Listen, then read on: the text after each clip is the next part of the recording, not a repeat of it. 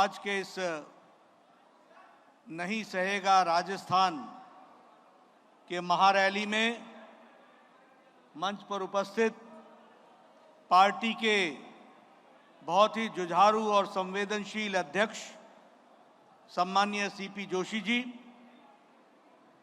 हमारी राष्ट्रीय उपाध्यक्षा और पूर्व में मुख्यमंत्री रही सम्माननीय बहन वसुंधरा राजे जी, हमारे नेता प्रतिपक्ष श्री राजेंद्र राठौर जी, हमारे प्रभारी अरुण सिंह जी, हमारे चुनाव के सह प्रभारी नितिन पटेल जी, बहन विजय राहटकर जी, हमारे वरिष्ठ साथी और पूर्व में अध्यक्ष श्री सतीश पुनिया जी, भारत सरकार में मंत्री अर्जुन राम मेघवाल जी, हमारे यहाँ के सांसद रामचंद्र बोहरा जी, राजवर्धन सिंह राठौर जी, घनश्याम तिवारी जी, राघव शर्मा जी, रामानंद शर्मा जी, जितेंद्र शर्मा जी, हमारे किरोड़ीलाल मीना जी, हमारे सभी वरिष्ठ साथीगण और यहाँ इस महारैली में जिसका नाम आपने दिया है नहीं सहेगा राजस्थान, यहाँ उपस्थित देवी और सज्जनों, मेरे सभी कार्यकर्ता बंधु और मीडिया के मेरे साथी, प्रिंट मीडिया और इलेक्ट्रॉनिक मीडिया के मेरे साथी, मैं जब जयपुर में आया हूं तो सबसे पहले तो मोती डुंगरी गणेश मंदिर हमारे गोविंद देव जी को नमस्कार करके मैं अपनी बात को प्रारंभ करता हूं। गलता माता जी मंदिर को भी मैं नमन करता हूं और इसके साथ साथ हमारे वीरों की भूमि, शौर्य की भूमि, तपस्वियों की भूमि, सामाजिक चेतना लाने वाली भूमि, स्वाधीनता की लड़ाई लड़ने वाली ऐसी वीर भूमि को भी मैं नमन करता हूं और आशीर्वाद लेकर के अपनी बात को प्रारंभ करता हूं।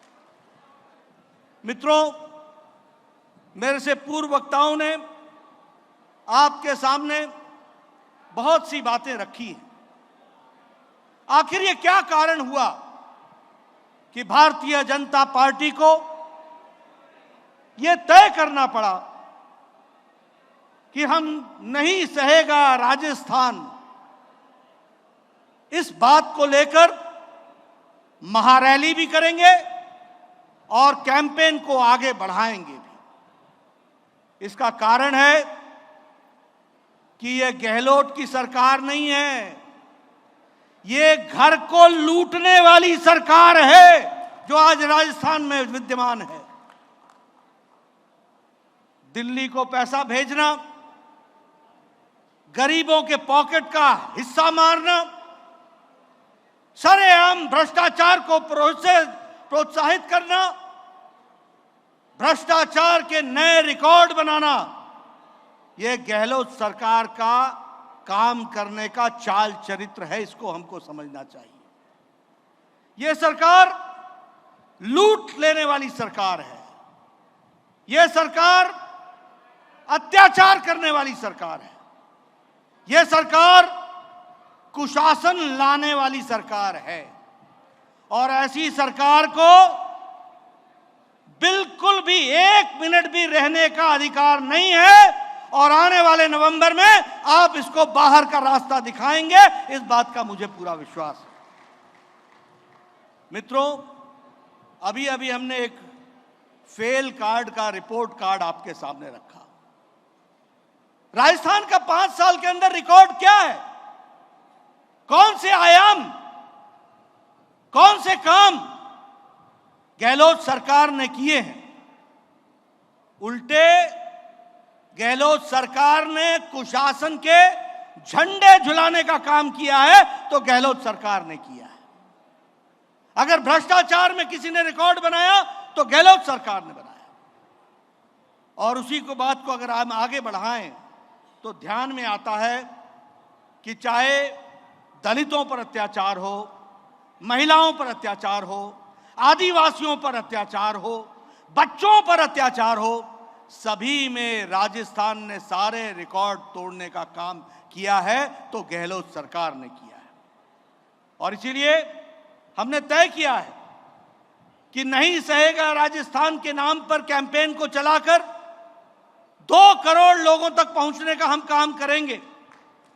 हर पंचायत में जाएंगे, हर ढाणी में जाएंगे, जनता को पार्टी का संदेश पहुंचाएंगे और भ्रष्टाचार मुक्त और विकास युक्त सरकार लाएंगे, राजस्थान की सरकार बनाएंगे। इसको हमको आगे बढ़ाना है और इसी बात को लेकर के हम आगे चले। मित्रों, ये यूपीए की सरकार, ये यूपीए क्या है? ये यूपीए है, यू स्टैंड फॉर उत्पीड़न। उत्पीड़न करने वाली सरकार है तो वो यूपीए की यू है। और अगर हम पी की बात करें तो पक्षपात करने वाली सरकार है तो वह भी यही यूपीए सरकार है। और ए है तो वह अत्याचार करने वाली सरकार भी यही सरकार है। ये हमको समझना चाहिए। इसलिए उत्पीड़न, पक्षपात और अत्याचार करने वाली ये यूपीए की सरकार, उसके बारे में हमको जरूर ध्यान में रखना चाहिए। जब हम महिला उत्पीड़न की बात करते हैं तो आपके सामने थाना गाजी का गैंगरेप आपके ध्यान में होगा। यह थाना गाजी का गैंगरेप परिवार के सामने, पति के सामने गैंगरेप हुआ और कोई सुध लेने वाला नहीं। प्रशासन में एफआईआर करने में भी कोताही करने का काम करती है तो ये यहां की सरकार करती है। अगर मैं बात करूं आलापुरा के और अलवर की घटना के, जहां एक मजहबी सिख की बच्ची को उसका गैंगरेप हुआ, उसके साथ गलत बर्ताव हुआ और बाद में उसका मर्डर हुआ, यह भी हम सबके सामने है। अगर मैं बात करूं खाजूवाला में दलित युवती के साथ गैंगरेप, जहां पुलिस वाले ही यानी रक्षक ही भक्षक बन गए और उन्होंने इस काम को अंजाम दिया, बाद में एफआईआर करने में भी गुरेजी की गई। यह है गहलोत की सरकार। और आपको ध्यान में होगा ना कि एक कांग्रेस का नेता, शायद मंत्री थे, जो विधानसभा में मंत्री थे, मंत्री हैं, वो विधानसभा में कहते हैं कि ऐसी घटनाओं में मुझे उनके वाक्य बोलने में भी शर्म आती है। इस तरीके का वाक्यों का प्रयोग करने का काम वो करते हैं। अभी जो करौली में जो घटना घटी है अभी 2 दिन पहले, ये घटना मानवता को झिकझोर देने वाली घटना है। पहले अपहरण होता है और उसके बाद रेप होता है, फिर गोली से मार दिया जाता है, फिर एसिड से जलाया जाता है और फिर कुएं में डाल दिया जाता है और उसको हर तरीके से केस को दबाने का काम करती है तो गहलोत सरकार करती है। यह यहां का कुशासन है, यह यहां का कुशासन है। दौसा में अपहरण हुआ, अपहरण करने के बीच में जब माता पिता पड़े उसको रोकने के लिए, तो पिता को कुचल डाला और माता को अटैक करके घायल कर दिया। यह स्थिति की गई और अपहरण करके ले गए। यह भी हम सबके सामने है। बताइए ये उत्पीड़न है कि नहीं है? बताइए ये उत्पीड़न है कि नहीं है? इसके खिलाफ आवाज उठानी है कि नहीं है? और जो लोग ऐसे लोगों को संरक्षण देते हैं, इनको जेल के पीछे डालना है कि नहीं डालना है? इनको सजा दिलानी है कि नहीं दिलानी है? और नवंबर में इनको घर बैठाना है कि नहीं बैठाना है? ये उत्पीड़न करने वाली सरकार को हमको जवाब देना पड़ेगा। मित्रों, अगर मैं बात करूं, आज लगभग प्रतिदिन 18-19 रेप केसेस हो रहे हैं। प्रतिदिन 5 से 7 मर्डर हो रहे हैं। 24,000 से ज्यादा महिलाओं का दुष्कर्म हुआ है, ऐसा रिकॉर्ड हुआ है। और जयपुर में 2-3 किलोमीटर के अंदर ही महिला के आत्मदाह का भी केस हम लोगों के सामने आया है। ये कैसा राजस्थान जो संस्कृति के लिए जाना गया, जो राजस्थान शांति के लिए जाना गया, जो राजस्थान भाईचारे के लिए जाना गया, जो राजस्थान विकास के लिए जाना गया, आज वहां महिला उत्पीड़न चरम शिखर पर है, चरम सीमाएं, सारी सीमाएं पार कर रही है, सीमाएं लांघ रही है। ऐसे को मुंह तोड़ जवाब देना राजस्थान की जनता की जिम्मेवारी है। इसलिए अब राजस्थान की जनता नहीं सहने वाली है इस गहलोत सरकार को, यह भी हमको स्पष्ट संदेश देना चाहिए। मित्रों, मुझे बताया गया कि लगभग 1,90,000 महिलाओं की घटनाएं घटी हैं।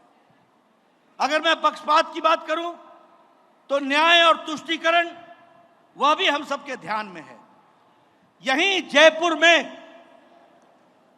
जयपुर बम ब्लास्ट का केस हुआ था, वसुंधरा राजे जी मुख्यमंत्री थी, केस को फास्ट ट्रैक में डाला गया, समय रहने के अंदर लोअर कोर्ट में जयपुर बम ब्लास्ट के कातिलों को, टेररिस्टों को फांसी की सजा सुनाई गई, फांसी की सजा सुनाई गई जब वसुंधरा जी मुख्यमंत्री थी।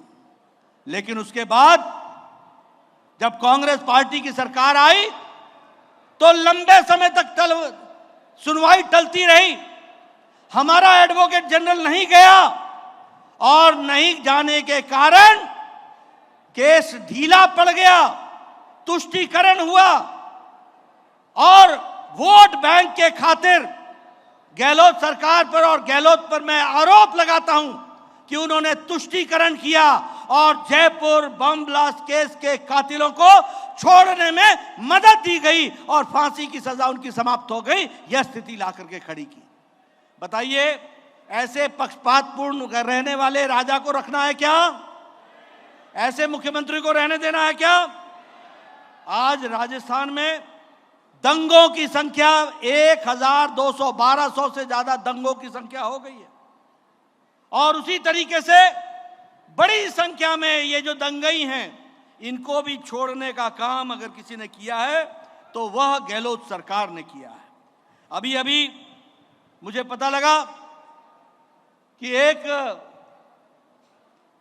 पूर्व में राज्य मंत्री का दर्जा लेने वाला व्यक्ति 18 लाख रुपए के रिश्वत के साथ पकड़ा गया है, 18 लाख के रिश्वत के साथ, और उसके केस को भी दबाने का काम गहलोत सरकार कर रही है। यह भी हमको ध्यान में रखना चाहिए। अगर मैं अत्याचार की बात करूं तो 19,500 किसानों की भूमि कुर्क की गई है कि नहीं की गई है? की गई है कि नहीं की गई है? ये जो राहुल गांधी आके बोलते थे 1, 2, 3, 4 और किसानों का कर्जा माफ, आज 19,500 किसानों के जमीनें कुर्क करने का काम किया है तो वो गहलोत सरकार ने किया है। ये अत्याचारी सरकार को 1 मिनट भी रहने का अधिकार नहीं है। आप देखिए, दलितों पर 8,000 से ज्यादा मुकदमे 2022 में दर्ज हुए हैं। 8,000 से ज्यादा सिर्फ दलितों पर 2022 में। यह कैसा प्रदेश बन गया है? उसी तरीके से पाकिस्तान से आए हुए शरणार्थियों के घरों को बुलडोजर से उड़ाने का काम, पक्षपातपूर्ण तरीके से चलने का काम, वोट बैंक की राजनीति को आगे बढ़ाने का काम और वहीं रोहिंग्यों को बसाने का काम यह गहलोत सरकार कर रही है। ऐसे अत्याचारी सरकार को रहने का कोई अधिकार नहीं है, इसको हमको समझना चाहिए। मैं आरोप लगाना चाहता हूं, पाकिस्तान से आए हुए शरणार्थी भाई जो हिंदू भाई हैं, उनके ऊपर तो बुलडोजर चलाते हो और रोहिंग्यों को बसाने का काम करते हो, आधार कार्ड दिलाते हो, उनको वोटर आईडी लिस्ट में जुड़वाते हो। आप बताइए, ऐसी अत्याचारी सरकार रहनी चाहिए क्या?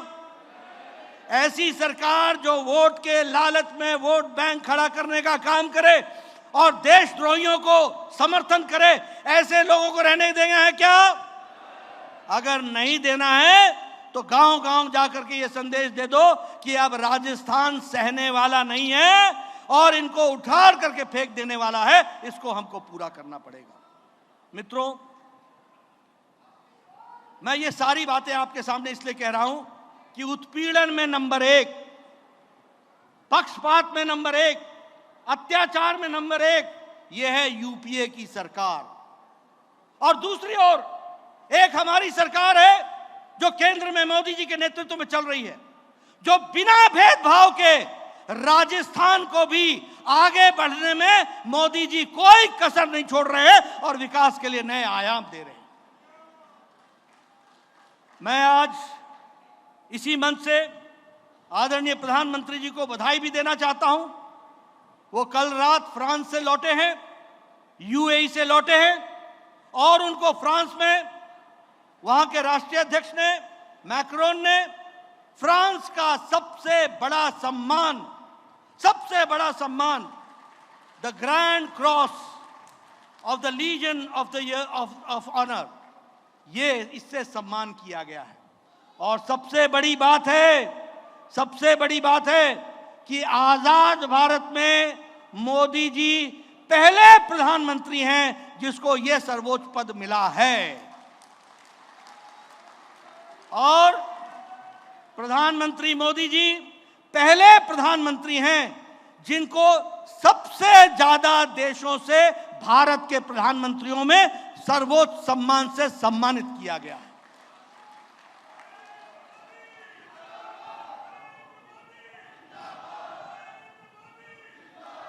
इसलिए मित्रों, एक तरफ उत्पीड़न, एक तरफ अत्याचार, एक तरफ पक्षपात और एक तरफ सबका साथ, सबका विकास, सबका विश्वास, सबका प्रयास, ये मोदी जी मंत्र लेकर के चले हैं।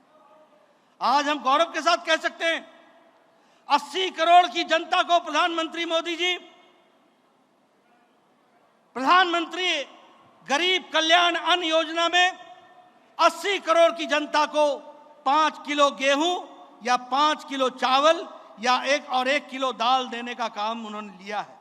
और आपको जानकर खुशी होगी कि राजस्थान में भी 4 करोड़ 40 लाख भाइयों को प्रधानमंत्री गरीब कल्याण अन्न योजना में 5 किलो गेहूं या 5 किलो चावल दिया जा रहा है। यह भी हमको समझना चाहिए। मित्रों, अभी एक रिपोर्ट आई है इंटरनेशनल मॉनिटरी फंड की। वो रिपोर्ट ये कहती है कि भारत की अति गरीबी 22% से घटकर 10% से भी कम रह गई है, 10% से भी कम। और भारत की अति गरीबी अब 1% से भी कम हो गई है। यह भारत की आर्थिक स्थिति के बारे में चर्चा होती है। मित्रों, उज्ज्वला योजना, उजाला योजना, हमारा प्रधानमंत्री आवास योजना, जल जीवन मिशन, अब जल जीवन मिशन की बात कीजिए, 9 करोड़ 50 लाख घरों को पानी से जोड़ा गया है। और राजस्थान में 31 लाख घरों में नल का पानी पहुंचा दिया गया है। इस काम को किया गया है, यह भी हमको ध्यान में रखना चाहिए। राजस्थान जो हमेशा पानी के लिए तड़पता रहा, आज हमारा संकल्प है कि हम हर घर को पक्के पाइप और उसको पानी पहुंचाने का काम, नल से जल देने का काम, इसको हम करने वाले हैं। उसी तरीके से शौचालय में जहां 11 करोड़ शौचालय बने, वहीं 83 लाख शौचालय इज्जत घर राजस्थान में बने हैं और विकास की एक नई कहानी लिखी जा रही है। वो भी हमको ध्यान में रखना चाहिए। प्रधानमंत्री किसान सम्मान निधि, आने वाले समय में प्रधानमंत्री किसान सम्मान निधि फिर से उसकी किस्त मिलेगी, लेकिन 2000 रुपए हर चौथे महीने, साल का 6000 रुपए, और ये 11 करोड़ 78 लाख किसानों को खाते में पहुंचाया जाता है, जिसमें 70 लाख किसान राजस्थान के हैं जिनके खाते में 2000 हर चौथे महीने आदरणीय प्रधानमंत्री मोदी जी पहुंचाते हैं। बोलिए, ये गांव, गरीब, वंचित, पीड़ित, शोषित, दलित, महिला, युवा, सबकी चिंता मोदी जी करते हैं कि नहीं करते हैं? करते हैं कि नहीं करते हैं? अगर 12 करोड़ शौचालय बनाए तो आप बताइए कि इस इज्जत घर से महिलाओं को इज्जत, उनका ख्याल रखा गया कि नहीं रखा गया? उनकी चिंता हुई कि नहीं हुई? प्रधानमंत्री आवास योजना में अगर 4 करोड़ घर बनते हैं और 30 लाख से ज्यादा घर अगर राजस्थान में बनते हैं, तो बोलिए गरीब लोगों की चिंता हुई है कि नहीं हुई है? मित्रों, एक तरफ सबका साथ, सबका विकास, सबका विश्वास, सबका प्रयास, और एक तरफ उत्पीड़न, अत्याचार, पक्षपात। हमें तय करना है कि हमें राजस्थान की जनता को किस ओर ले जाना है। निश्चित रूप से हमको विकास की ओर ले जाना है।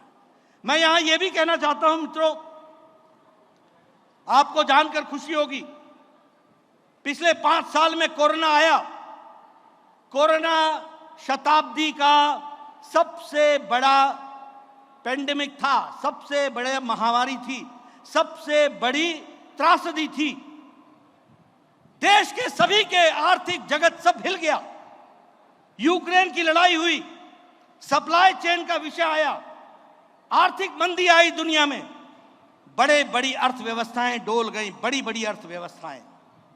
लेकिन आपको जानकर खुशी होगी कि हम गौरव के साथ कह सकते हैं कि पिछले 9 सालों में और विशेष करके पिछले 5 साल में कोरोना के बावजूद भी भारत की अर्थव्यवस्था 11वें नंबर से छलांग लगाकर ब्रिटेन को पिछाड़कर 5वें नंबर की अर्थव्यवस्था बन गई है। 5वें नंबर की अर्थव्यवस्था। और मित्रों, मॉर्गन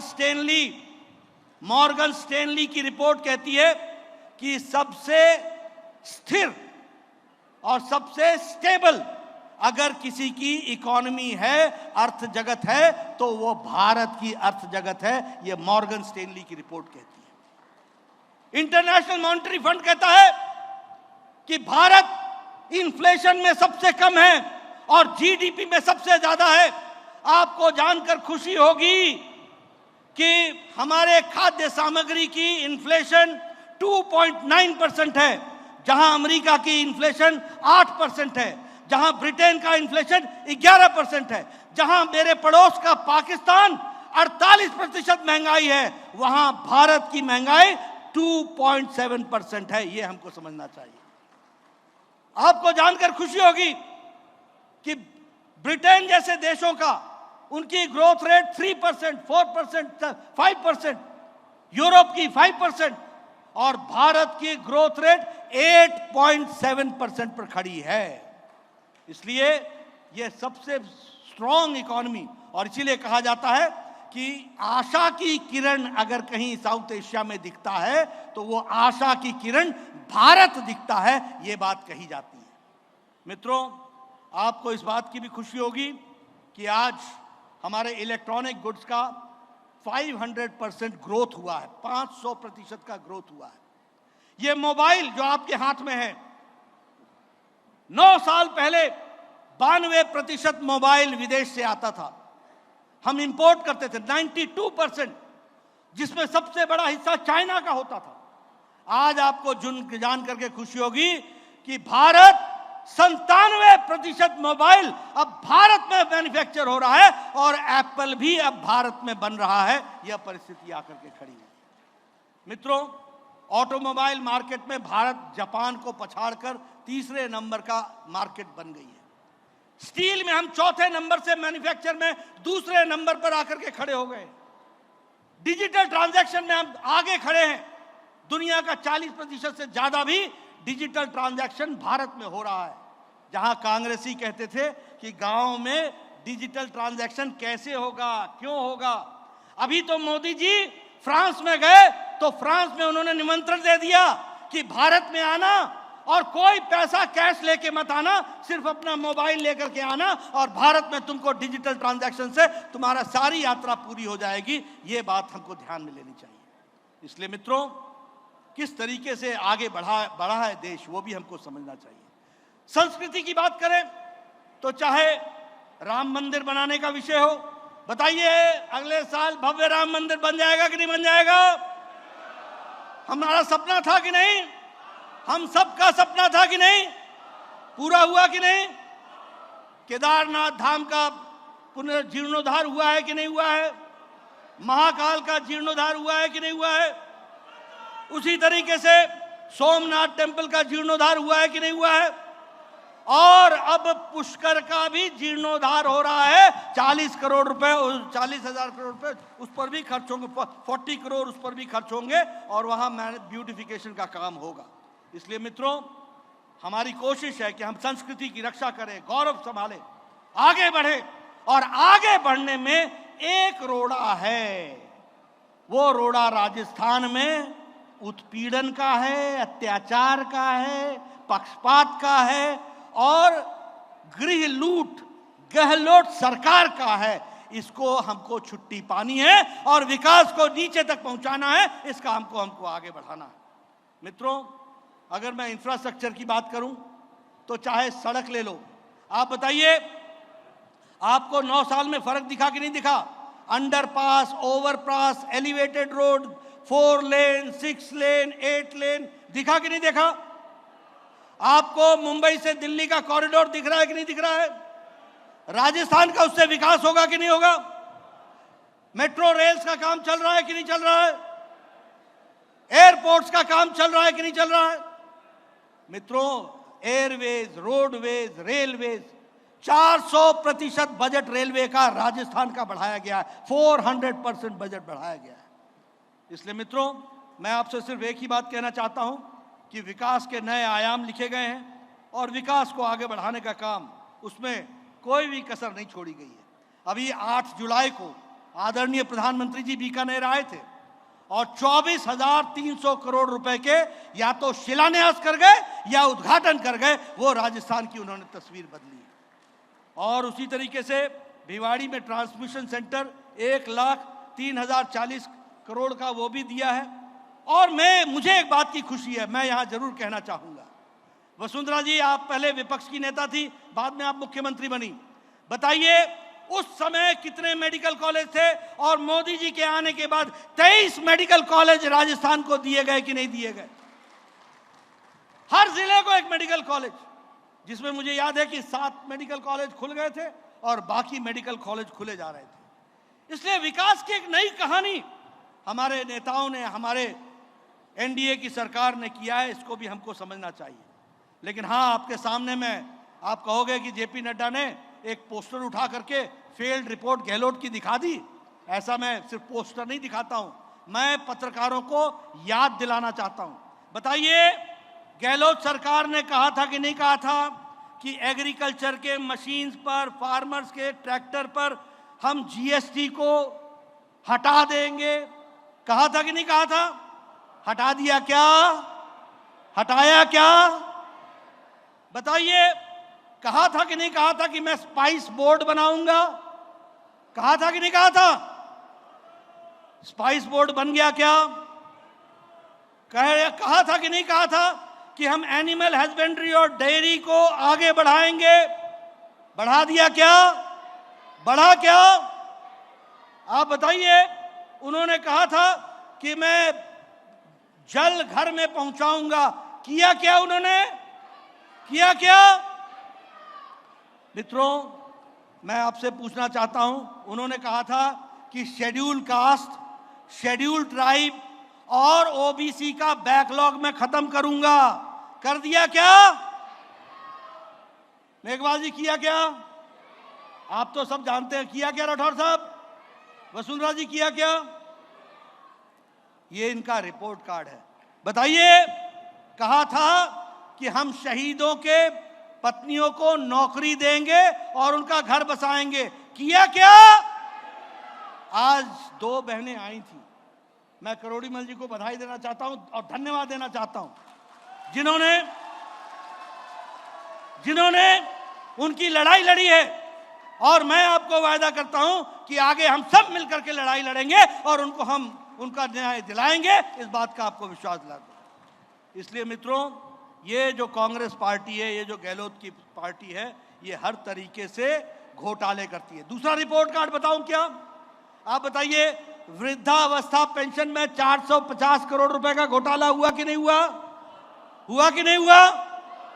आप बताइए, भ्रष्टाचार निवारण अधिनियम में 511 मामले दर्ज हुए कि नहीं हुए? और उनका कोई नतीजा अभी तक नहीं निकला है। आप बताइए, गहलोत परिवार के लोग हजारों के कॉन्ट्रैक्ट ले रहे हैं कि नहीं ले रहे? ले रहे हैं कि नहीं ले रहे? परिवार का पोषण चल रहा है कि नहीं चल रहा है? ये इनका रिकॉर्ड है। मित्रों, आप बताइए, मैं भरतपुर गया था। भरतपुर के मंत्री के पति ने रेप और मर्डर का केस है कि नहीं है? भरतपुर के मंत्री के, मैं ठीक बोल रहा हूं, भरतपुर के मंत्री के पतिदेव पर मर्डर का और रेप का केस है कि नहीं है? और गहलोत सरकार उसको बचा रही है कि नहीं बचा रही है? ये अत्याचार है कि नहीं है? ये उत्पीड़न है कि नहीं है? ऐसी सरकार को रहने देना है क्या? मित्रों, आजकल इन्होंने एक नया शगुफा छोड़ा है और वो है पीडीए। और पीडीए क्या है? Patriotic democratic alliance. मैं पीडीए को कहना चाहता हूं कि ये प्रोटेक्शन ऑफ डायनेस्टीज अलायंस है। ये प्रोटेक्शन ऑफ डायनेस्टीज अलायंस है। ये परिवारवाद को बचाने का तरीका है। आप बताइए, समाजवादी पार्टी अखिलेश और डिंपल की पार्टी रह गई कि नहीं रह गई? बोलिए ना, अखिलेश और डिंपल की पार्टी है कि नहीं है? ये आरजेडी, लालू,